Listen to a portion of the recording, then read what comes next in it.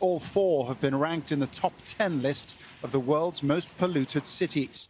January has been a suffocating ordeal for the residents of the Balkans. We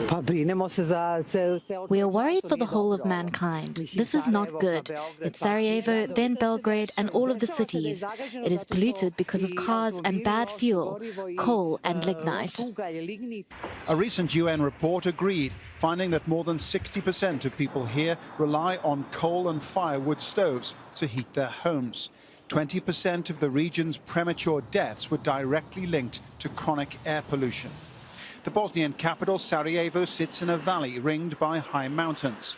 Most of the past week, pollution in the form of microscopic airborne particles has been at least twice and sometimes 8 times higher than the EU safe limit. We can hardly breathe when we go out. It's especially hard for patients with heart and lung problems. Sometimes you can't even walk on the street. Even with a scarf on, we're suffocating.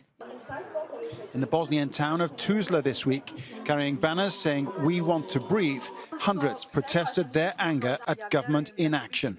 The local authorities tell us stories about some nebulous temperature inversion and the like.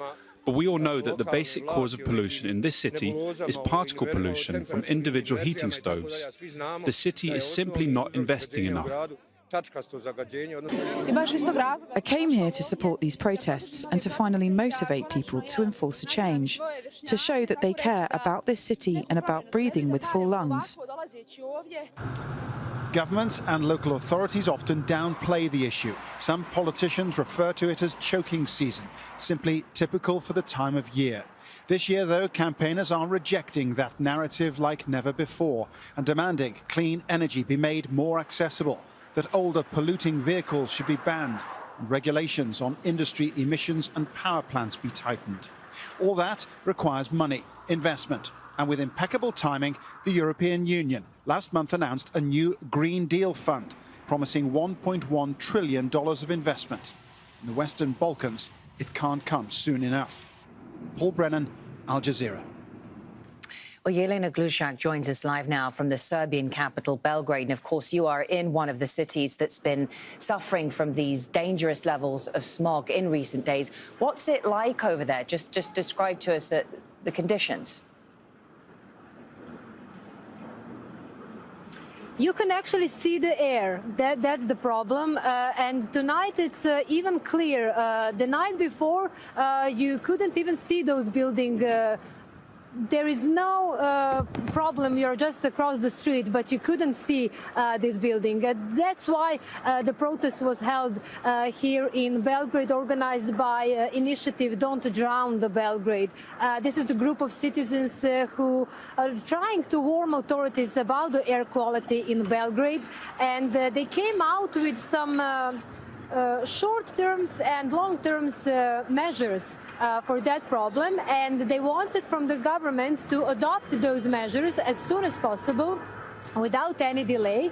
First of all, they want to be informed on a daily basis about the air quality, and then they want transformation of public transport, so the number of cars could be reduced.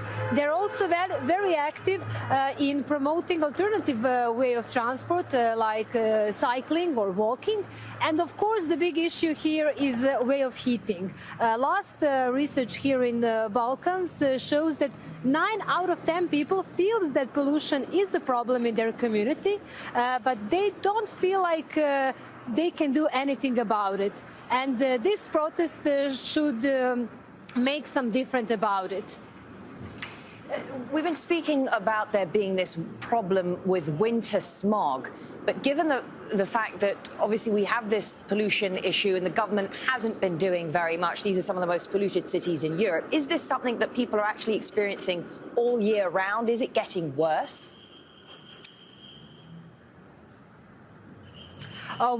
Sarajevo have this problem during the whole year, and Belgrade is more connected to the winter when we are talking about this problem.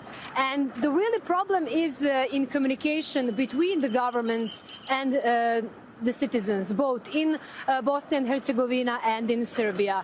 For example, here in Belgrade, the president of Serbia days after the very polluted air here in Belgrade, asked where is the Minister of Environmental Protection? Where is he? Is he alive? Is he going to say something? Is he going to do something?